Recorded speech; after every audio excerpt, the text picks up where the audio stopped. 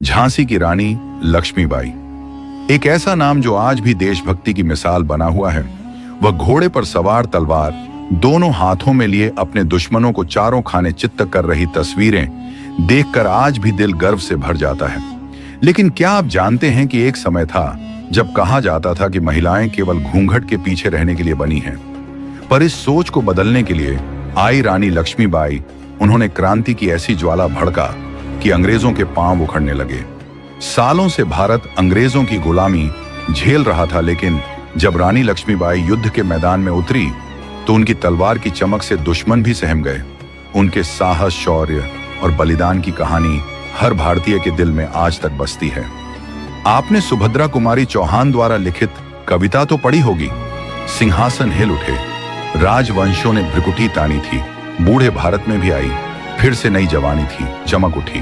सन 59 में वह तलवार पुरानी थी, बुंदेले हर बोलों के मुंह हमने सुनी, कहानी थी खूब लड़ी मर्दानी। वह तो झांसी वाली रानी थी। लेकिन क्या आप जानते हैं कि यह क्रांति आखिर कैसे शुरू हुई? इस कहानी को समझने के लिए हमें जाना होगा उस दौर में जब अंग्रेजी सत्ता अपने चरम पर थी। 1757 में बैटल ऑफ प्लासी और 1774 में बैटल ऑफ बक्सर के बाद ब्रिटिश सत्ता भारत पर पूरी तरह हावी हो गई थी। 100 सालों तक अंग्रेजों ने भारत को लूटा, निचोड़ और शोषण किया। लेकिन उससे पहले मैं थोड़ा उनके बचपन के बारे में बता देता हूं। रानी लक्ष्मीबाई का जन्म 19 नवंबर 1835 को हुआ था। हालांकि कई पुस्तकों में उनका जन्म 1828 भी लिखा मिलता है, लेकिन सही तिथि 1835 ही मानी जाती है। एक मराठी ब्राह्मण परिवार में जन्मी लक्ष्मीबाई का असली नाम मणिकर्ण का था। उनके पिता मोरपंख तांबे पेशवा बाजीराव द्वितीय के दरबार में सलाहकार थे और माता भागीरथी सपरे एक धार्मिक विचारों वाली महिला थी। उनके परिवार में सब कुछ खुशहाली से चल रहा था, लेकिन नियति ने बचपन में ही उन्हें एक कठिन परीक्षा दे दी। जब वह मात्र 4 वर्ष की थी तब उनकी माता का देहांत हो गया। इसके बाद उनके पिता उन्हें बिठूर ले आए, जो कानपुर के पास स्थित था।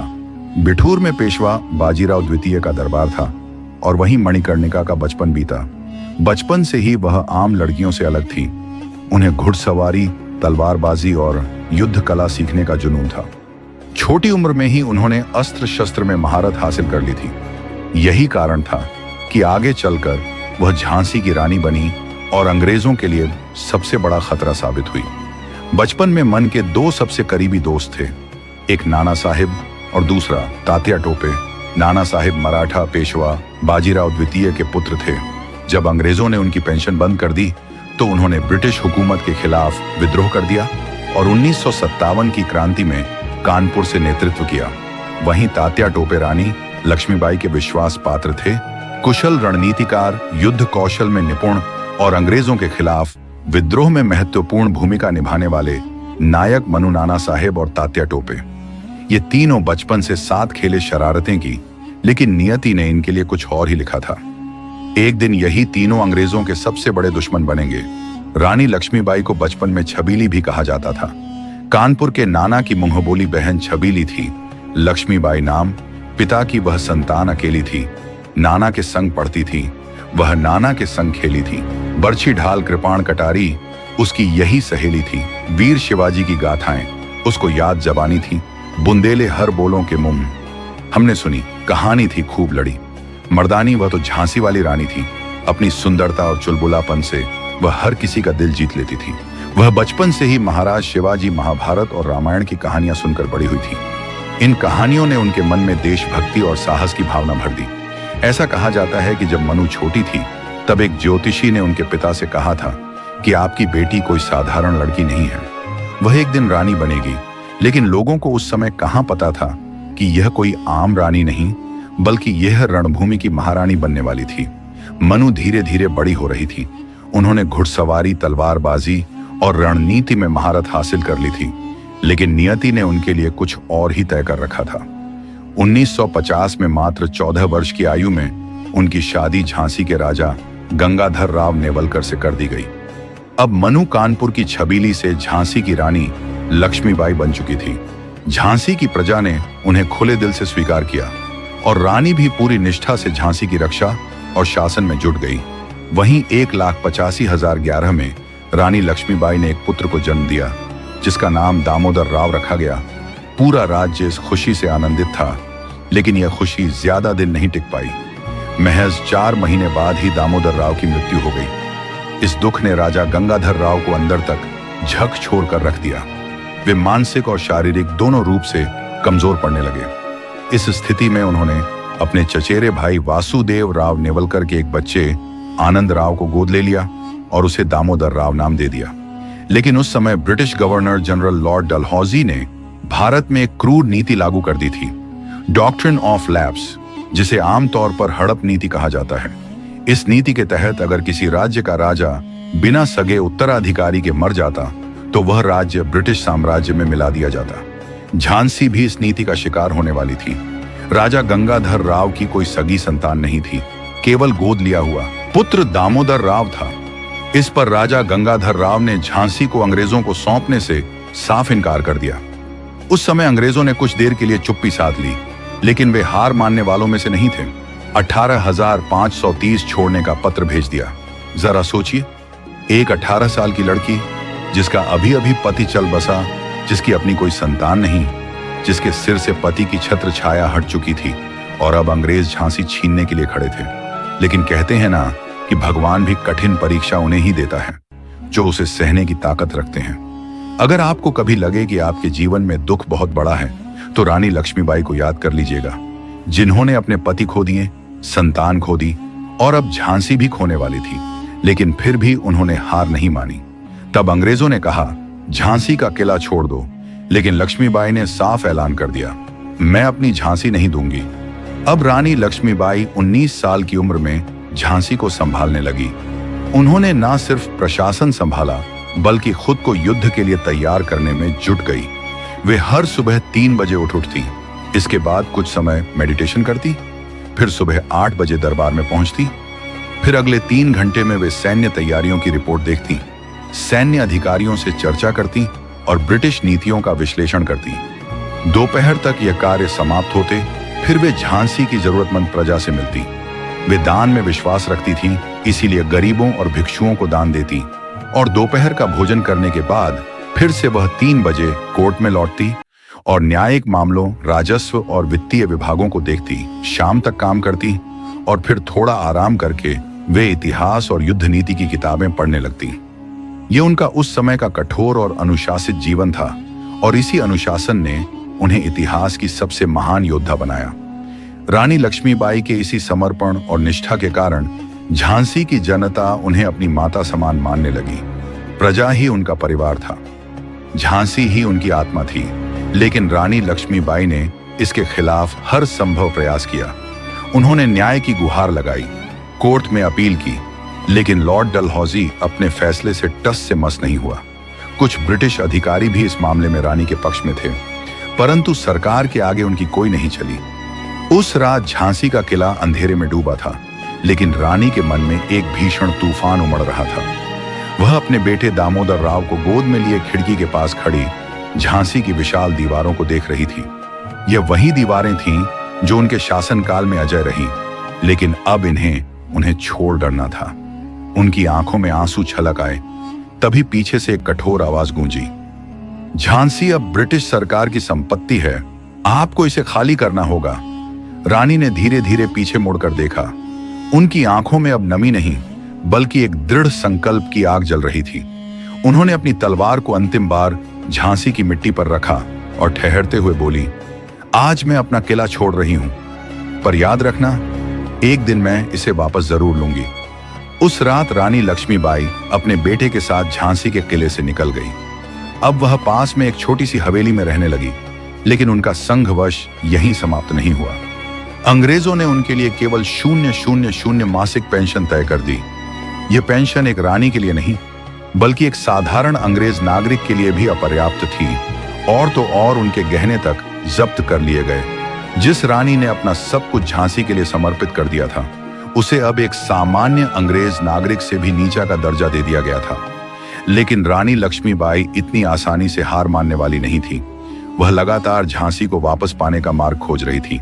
तभी उन्होंने एक नाम सुना, जॉन लैंग। यहां मैं बता दूं कि जॉन लैंग एक ऑस्ट्रेलियाई वकील थे जिन्होंने पहले भी ईस्ट इंडिया कंपनी के खिलाफ मुकदमे जीते थे।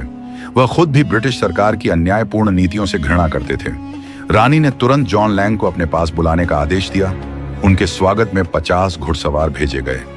पालकी में एक छोटा सा बक्सा रखा गया जिसमें बर्फ के टुकड़ों के बीच विदेशी शराब और बियर रखी गई थी। जब जॉन लैंग ने यह देखा तो उन्हें एहसास हो गया कि रानी लक्ष्मीबाई कोई साधारण महिला नहीं है। जब वे झांसी पहुंचे और रानी से मिले तो उन्होंने अपने किताब में रानी लक्ष्मीबाई के बारे में लिखा कि उस समय रानी मध्यम कद की तगड़ी महिला थी। उनका चेहरा अत्यंत गोल और सुंदर था। उनकी त्वचा अत्यधिक गोरी थी। उन्होंने कोई गहने नहीं पहने थे, केवल कानों में छोटी छोटी बूंदों के आकार की बालियां थी। लेकिन इस भव्यता और शालीनता के पीछे एक टूटी हुई रानी खड़ी थी। रानी ने गंभीर स्वर में पूछा, क्या मेरी झांसी को वापस पाया जा सकता है? जॉन लैंग कुछ देर चुप रहे, फिर उन्होंने धीरे से सिर झुका लिया। रानी साहिबा, यह लड़ाई बेकार है। ब्रिटिश सरकार कभी आपको झांसी नहीं लौटा आएगी। इतना कहकर वह वहां से चले गए। समय बीतता गया और ब्रिटिश सरकार ने रानी की पेंशन बढ़ाने की किसी भी मांग को अनसुना कर दिया। झांसी में धीरे धीरे विरोध के स्वर उठने लगे, परंतु वे इतने प्रभावी नहीं थे कि अंग्रेजी हुकूमत को हिला सकें। परंतु रानी लक्ष्मीबाई के भीतर अब विद्रोह की ज्वाला जल चुकी थी। उन्हें एहसास हो गया था कि न्याय की गुहार से कुछ नहीं होने वाला। अब समय था उस वचन को निभाने का जो उन्होंने जाते जाते दिया था। मैं अपनी झांसी नहीं दूंगी। 1944 में झांसी की रानी के साथ जो अन्याय हुआ था वही अन्याय नाना साहिब के साथ भी दोहराया जा रहा था। पेशवा बाजीराव द्वितीय का भी कोई सगा संतान नहीं था, इसीलिए उन्होंने नाना साहिब को गोद लिया था। लेकिन अंग्रेजों ने नाना साहिब की पेंशन में भी हेरफेर करने लगे। अब कानपुर में नाना साहिब अंग्रेजी हुकूमत के खिलाफ आवाज उठा रहे थे। कई जगह सैनिक विद्रोह हो रहे थे, लेकिन ब्रिटिश सरकार इन क्रांतियों को उभरने से पहले ही कुचल देती थी। अंग्रेजों का यही तरीका था, जहां भी विरोध उठता उसे जड़ से खत्म कर दिया जाता। इसी बीच रानी लक्ष्मीबाई ने नाना साहिब को एक पत्र लिखा। नाना, अब अंग्रेजों से विनती करने का समय बीत चुका है। अब उनके खिलाफ खुली जंग छेड़ना जरूरी है। इस पत्र ने नाना साहिब के मन में क्रांति की चिंगारी जला दी। विद्रोह की आग फैलने लगी। मेरठ, दिल्ली, कानपुर और लखनऊ में विरोध की लपटें उठने लगी। दिल्ली में बहादुर शाह जफर को सम्राट घोषित किया गया। कानपुर में नाना साहिब ने मोर्चा संभाल लिया। लखनऊ में बेगम हजरत महल ने अंग्रेजों के खिलाफ बिगुल बजा दिया। लेकिन अंग्रेजों ने हर जगह विरोध को कुचल दिया। उनका सबसे बड़ा हथियार था फूट डालो और राज करो। वे यह सुनिश्चित कर रहे थे कि भारतीय क्रांतिकारी एकजुट ना हो पाए। जहां भी हल्की सी क्रांति की आग उठती वहां उसे तुरंत बुझा दिया जाता। धीरे धीरे वर्ष 1857 आ गया। अब अंग्रेजों की बर्बरता अपनी चरम सीमा पर थी। किसानों की हालत बद से बदतर हो चुकी थी। अंग्रेजों ने उनकी फसलें छीन ली थीं। जमींदारों के अत्याचार बढ़ते जा रहे थे। लोगों पर अत्यधिक कर लगाया जा रहा था। लेकिन भारतीयों के लिए सबसे बड़ा झटका तब लगा जब अंग्रेजों ने उनके धार्मिक विश्वासों पर हमला किया। ब्रिटिश सेना ने भारतीय सैनिकों को उस समय एक नई एनफील्ड राइफल दी थी। इन राइफल्स में इस्तेमाल होने वाली कार्ट्रिज को मुंह से काटकर खोलना पड़ता था। कुछ दिनों बाद यह खबर आग की तरह फैल गई कि इन कार्ट्रिज में गाय और स्वर की चर्बी मिली हुई है। यह हिंदू और मुस्लिम दोनों के लिए असहनीय अपमान था। जहां हिंदुओं के लिए गाय पवित्र थी, वे गायों को माता मानते थे। वे उसकी हत्या की कल्पना भी नहीं कर सकते थे। वहीं मुसलमानों के लिए स्वर हराम था। वे उसका स्पर्श भी नहीं कर सकते थे। यह खबर सुनते ही भारतीय सैनिकों में आक्रोश फूट पड़ा। यह सिर्फ एक कार्ट्रिज नहीं थी, यह भारत के आत्मसम्मान पर जो ओट थी। अब क्रांति की आग बस भड़कने ही वाली थी।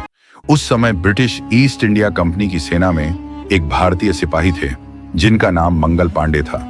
जब मंगल पांडे को पता चला कि अंग्रेजों ने उनके धर्म का अपमान किया है तो उनका खून खोल उठा। उस दिन उन्होंने अपनी बंदूक उठाई और ब्रिटिश अधिकारियों पर हमला कर दिया। अंग्रेजों के लिए यह अप्रत्याशित था। उन्होंने तुरंत मंगल पांडे को गिरफ्तार कर लिया और मौत की सजा सुना दी। मंगल पांडे को 1857 को फांसी दी जानी थी, लेकिन ब्रिटिश सरकार डर गई। उन्हें लगा कि इतने बड़े विद्रोही को खुलेआम फांसी देने से सैनिक भड़क सकते हैं, इसलिए उन्होंने फांसी की तारीख 10 दिन पहले कर दी। 8 अप्रैल 1957 को ही मंगल पांडे को फांसी दे दी गई, लेकिन अंग्रेजों की यह चालाकी बेकार गई। मंगल पांडे की शहादत की खबर जंगल में आग की तरह फैल गई। अब भारत के हर कोने में गूंज रहा था, अब बहुत हो गया, अब क्रांति अवश्य होगी। मेरठ छावनी में भारतीय सैनिक बेचैन हो उठे। यह बेचैनी अब एक भीषण विस्फोट में बदलने वाली थी। 10 मई 1957 की रात मेरठ में एक अजीब सी खामोश छाई हुई थी। यह खामोशी तूफान से पहले की शांति थी। चारों ओर कोई आवाज नहीं थी, लेकिन दिलों में एक अग्नि जल रही थी। अचानक जैसे ही घड़ी की सुई ने रात के बजाए, भारतीय सैनिकों ने अपनी बंदूकें उठा ली। चुपके से बैरकों में आग लगाई गई और उन अंग्रेज अधिकारियों को मार गिराया गया जिन्होंने भारतीय सैनिकों और आम नागरिकों पर अत्याचार किए थे। यह बगावत की पहली चिंगारी थी जो अब पूरे देश में फैलने वाली थी। बगावत की यह खबर हवा की तरह फैलने लगी। कानपुर, लखनऊ, नौ, दिल्ली, झांसी, हर दिशा में क्रांति की आग सुलग उठी थी। दिल्ली में भारतीय सिपाही बहादुर शाह जफर को सम्राट घोषित कर चुके थे। यह एक बहुत बड़ा झटका था ब्रिटिश साम्राज्य के लिए। अब दिल्ली की गलियों में अंग्रेजों का नाम तक सुनाई नहीं दे रहा था। सभी भारतीय एकजुट हो गए थे और यह संघर्ष सिर्फ सिपाही विद्रोह नहीं, बल्कि भारत की स्वतंत्रता संग्राम की शुरुआत थी। उधर कानपुर में नाना साहिब पेशवा ने मोर्चा संभाला था। उनका नेतृत्व सैनिकों और आम नागरिकों में एक नई उम्मीद का संचार कर रहा था। नाना साहिब के नेतृत्व में भारतीय सिपाही अंग्रेजों को चारों ओर से घेर चुके थे। हफ्तों तक घमासान युद्ध चलता रहा। भारतीय सैनिकों ने दृढ़ संकल्प से युद्ध लड़ा। इस दौरान अंग्रेजों ने हर मुमकिन कोशिश की, लेकिन वे भारतीयों के साहस और संघर्ष के सामने टिक नहीं सके। इसी दौरान गंगा के किनारे स्थित सती चौरा घाट पर एक भयंकर संघर्ष हुआ। भारतीय सैनिकों ने अचानक ब्रिटिश सैनिकों पर गोलियों की बौछार कर दी। यह हमला बेहद घातक था। गंगा के पानी में खून बहने लगा और घाट के आसपास की हवा में ख गूंज उठी। यह नरसंहार इतिहास में सती चौरा घाट नरसंहार के नाम से दर्ज हो गया। यह दृश्य न केवल भारतीय सैनिकों के साहस का प्रतीक बना, बल्कि यह उनकी स्वतंत्रता की ललक और ब्रिटिश साम्राज्य के खिलाफ उनके गुस्से का भी प्रतीक था। गंगा का पानी अब लाल हो चुका था, जैसे देश के लिए एक नया अध्याय लिखने का समय आ चुका हो। इधर रानी लक्ष्मीबाई भी फिर से किले पर अपना शासन स्थापित कर ली, लेकिन असली भयावहता अब शुरू हुई थी। अंग्रेजों की पत्नियां, उनके बच्चे, उन सब पर भी हमला होने लगा। यह हमला न केवल बेरहमी से किया गया, बल्कि इसे बीवी घर नरसंहार के नाम से भी जाना गया। इन निर्दोष महिलाओं और बच्चों की हत्या के बाद ब्रिटिश हुकूमत में घबराहट फैल गई। अंग्रेजों ने अब एक कड़ा संदेश दिया, अब कोई माफी नहीं, सिर्फ बदला। ब्रिटिश अफसरों ने यह फैसला किया कि अब कोई नरमी नहीं बरती जाएगी। जैसे ही यह आदेश आए, कई अफसरों के मुंह से निकला, नो वकील नो दलील, हर भारतीय विद्रोही को तोप से बांधकर उड़ा दो, सड़कों पर सार्वजनिक फांसी दो, बहादुर शाह जफर के पोतों को अधनूर के पॉइंट ब्लैंक पर गोली मार दो। दिल्ली, कानपुर, लखनऊ, जहां भी बगावत की लपटें उठी थी, वहां ब्रिटिश ने उसे निर्दयता से कुचलने का प्रयास किया। सड़कों पर लाशों के ढेर लगने लगे। विद्रोही सैनिकों को पकड़कर तोपों से बांधकर उड़ा दिया गया। बच्चों और महिलाओं तक को नहीं छोड़ा गया। बहादुर शाह जफर के बेटों को नंगी हालत में लाकर पॉइंट ब्लैंक से गोली मार दी गई। ब्रिटिश सेना अब पूरी तरह निर्दय बन चुकी थी। उनके लिए यह युद्ध नहीं बदले कि लड़ाई बन चुका था। धीरे धीरे यह संघर्ष झांसी तक पहुंच गया। रानी लक्ष्मीबाई ने अंग्रेजों की कूटनीति और सैन्य शक्ति का सामना करने के लिए हर संभव प्रयास किए, लेकिन समस्या यह थी कि झांसी के पास अब सिर्फ 1000 सैनिक बचे थे। यह संख्या ब्रिटिश सेना के सामने कुछ नहीं थी। रानी ने तुरंत निर्णय लिया, संपर्क बनाओ, मित्र बनाओ, सहयोग जुटा। वह झांसी के आसपास के राजाओं से गठबंधन करने के लिए आगे बढ़ी। कुछ ने समर्थन दिया, लेकिन रक्षा और दतिया के शासकों ने साफ इनकार कर दिया। इन शासकों ने न केवल साथ देने से मना किया, बल्कि झांसी के खिलाफ अंग्रेजों से जा मिले। रानी ने इसे सहन नहीं किया। उन्होंने अपने सैनिकों के साथ मोर्चा संभाला और ओरछा दतिया के विद्रोह को कुचल दिया। अब झांसी मजबूत होती जा रही थी। ब्रिटिश ने कई बार हमला करने की कोशिश की, लेकिन हर बार उन्हें झांसी की दीवारों से टकराकर लौटना पड़ा।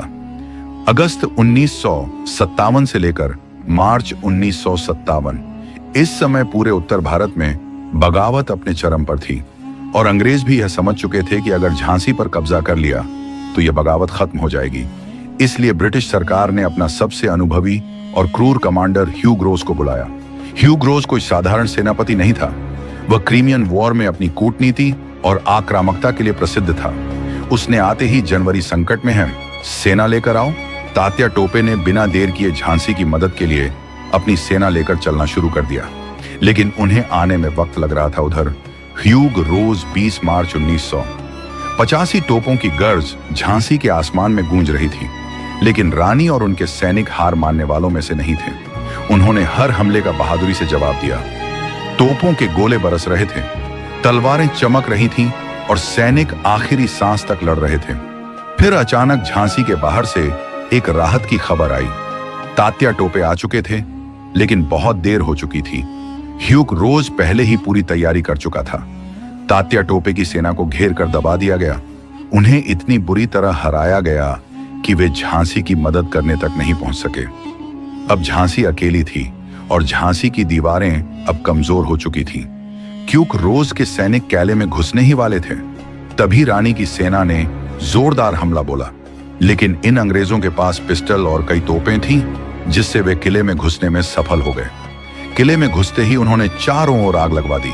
चारों ओर धुएं का गुब्बार था। किले की दीवारें अंग्रेजी तोपों की मार से चरमरा चुकी थीं, लेकिन रानी लक्ष्मीबाई कहीं नहीं मिली। ब्रिटिश सैनिकों ने किले पर कब्जा करना शुरू कर दिया, लेकिन यह इतनी आसान लड़ाई नहीं थी। रानी के बचे हुए सैनिकों ने आखिरी सांस तक लड़ने को तैयार थे। रानी की सेना इतनी भयंकर लड़ाई लड़ रही थी कि ब्रिटिश सैनिक डर के मारे छिपने पर मजबूर हो गए।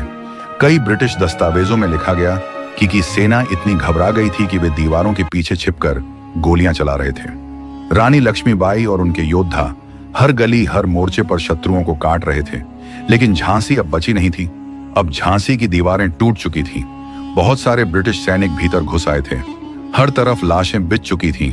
रानी के पास अब सिर्फ एक ही रास्ता था, झांसी छोड़ना ताकि युद्ध जारी रहे।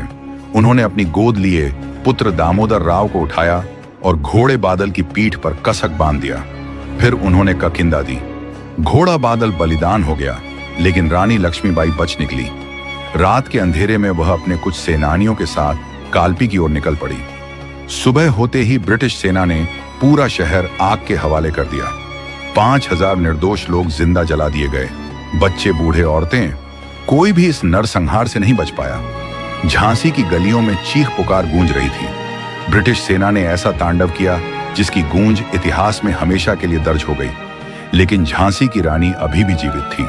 जब रानी कालपी पहुंची, जहां तात्या टोपे और राव साहिब पहले से मौजूद थे, वहां फैसला लिया गया कि ग्वालियर पर कब्जा करना होगा। ग्वालियर वही इलाका था जहां मराठा सिंधिया अंग्रेजों के अधीन हो चुके थे। रानी लक्ष्मीबाई और तात्या टोपे ने हमला बोला।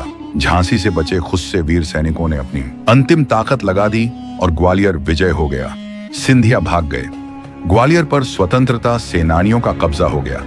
अब रानी के पास एक सशक्त कैला था, एक सेना थी और एक आखिरी युद्ध की तैयारी। लेकिन अंग्रेजी सेना पीछा करते हुए ग्वालियर भी पहुंच गई। ह्यूग रोज ने अब अपनी पूरी ताकत झोंक दी। 17 जून 1980 उन्होंने कभी नहीं देखी थी। घोड़े पर सवार रानी ने रस्सी को दांतों से पकड़ रखा था ताकि दोनों हाथों से तलवार चला सके। उनकी एक एक चोट पर दुश्मन धराशायी हो रहे थे। लेकिन तभी ह्यूग रोज की एक गुप्त सेना ने ऊंटों की एक पूरी टुकड़ी युद्ध में झोंक दी। यह ह्यूग रोज का सबसे घातक दांव था। पहले से थकी हुई भारतीय सेना पर ऊंटों पर सवार अंग्रेजों ने अचानक हमला बोल दिया। अब रानी के सैनिक पीछे हटने लगे। ब्रिटिश सैनिक अब बेतहाशा गोलियां चला रहे थे, लेकिन रानी ने हार मानने से इनकार कर दिया।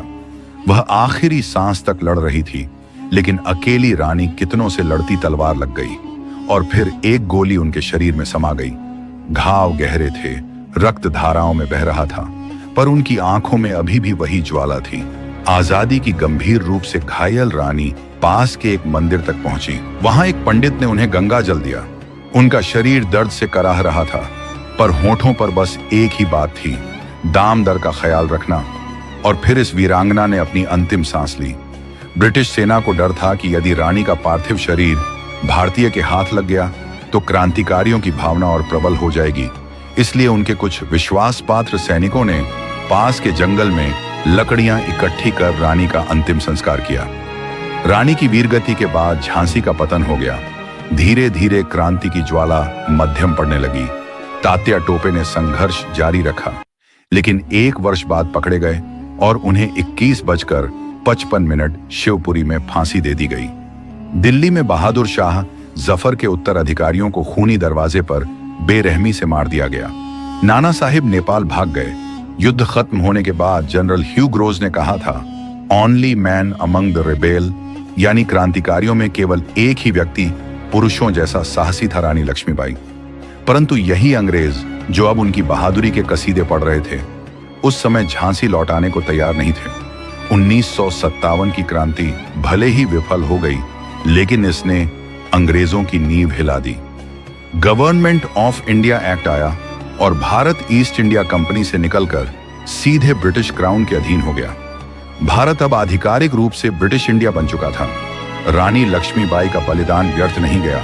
उनका साहस, उनकी वीरता और उनका विद्रोही जज्बा हर भारतीय के हृदय में अमर हो गया। इतिहास ने उन्हें केवल एक योद्धा के रूप में नहीं, बल्कि एक प्रेरणा के रूप में अंकित किया। मात्र 23 साल की उम्र में वह अंग्रेजों से जा भिड़ी और एक ऐसी प्रेरणा बन गई जो कभी नहीं मिटेगी। ये कहानी आपको कैसी लगी, कमेंट करके अपनी राय जरूर दें। उम्मीद है ये कहानी आपको बहुत पसंद आई होगी। यदि वीडियो पसंद आई हो तो वीडियो को लाइक और चैनल को सब्सक्राइब जरूर करें।